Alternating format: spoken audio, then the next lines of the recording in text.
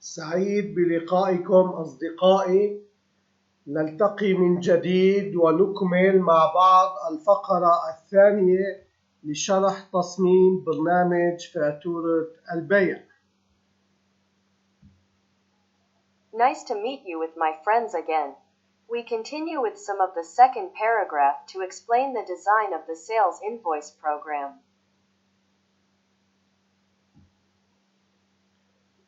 رقم 1 فتح ملف التسلسل لأخذ رقم جديد لفاتورة البيع. رقم 2 تسجيل اسم ورقم الزبون الافتراضي، مثال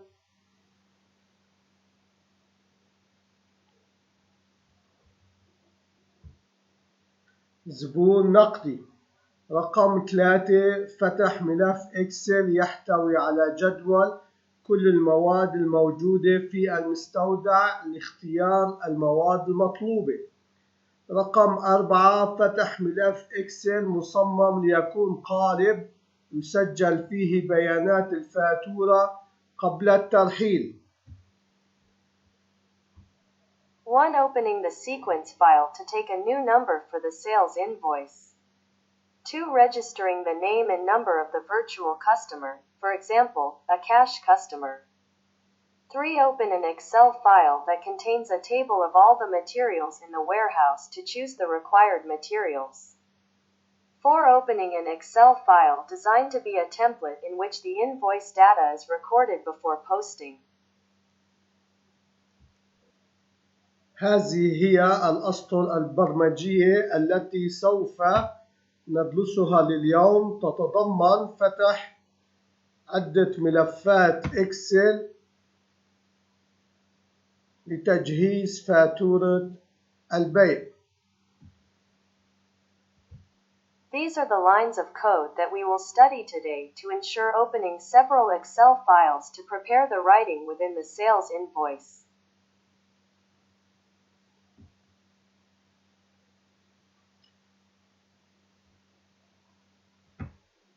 هذا السطر البرمجي يقوم بفتح الجدول يحتوي جميع أسماء المواد الموجودة في المستودع. This line of code to open the table contains all the names of the materials in the repository. السطر التالي يقوم بفتح ملف إكسل خاص تم تصميمه لتسجيل المواد المطلوبة والطباعة الفاتورة ويغلق بدون حفظ.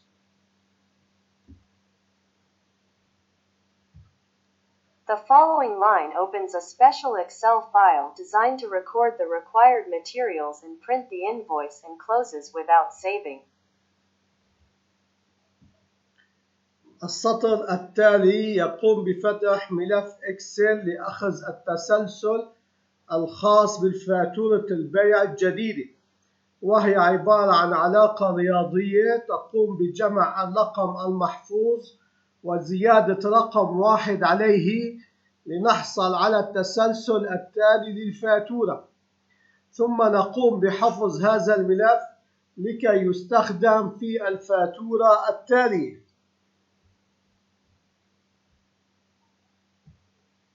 The following line opens an Excel file to take the sequence of the new sales invoice, which is a mathematical relationship that sums the saved number and increments one number on it to get the next sequence of the invoice, and then we save this file to be used in the next invoice. السطر التالي يقوم بعملية ربط رقم الفاتورة المطلوبة ووضعها في خلية إكسل معينة لكي تستخدم عند إقلاع نموذج فاتورة البيع. The following line performs the process of linking the required invoice number and placing it in a specific Excel cell to be used when taking off the sales invoice form.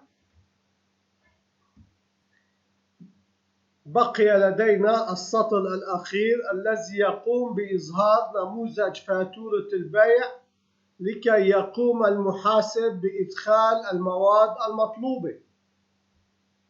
We have the last line that shows the sales invoice form in order for the accountant to enter the required materials.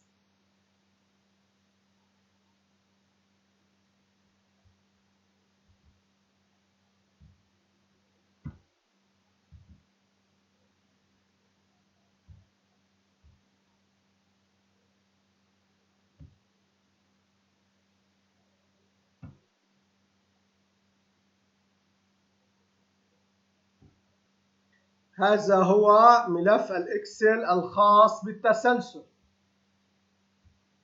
This is the Excel file for the sequence.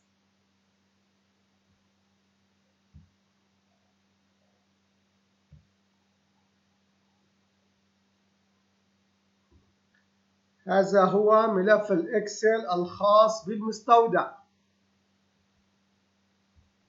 This is the Excel file of the repository.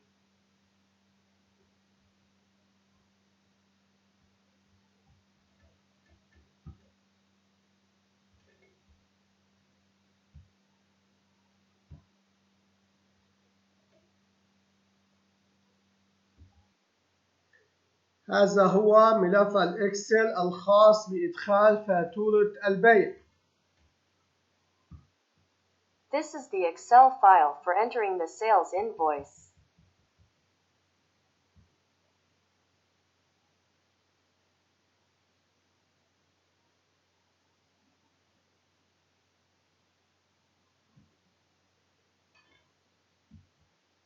انتهينا اليوم أصدقائي من شرح هذه المرحلة. نلتقي في الأسبوع القادم إن شاء الله. Today, my friends, we have finished explaining this stage. We will meet next week, God willing.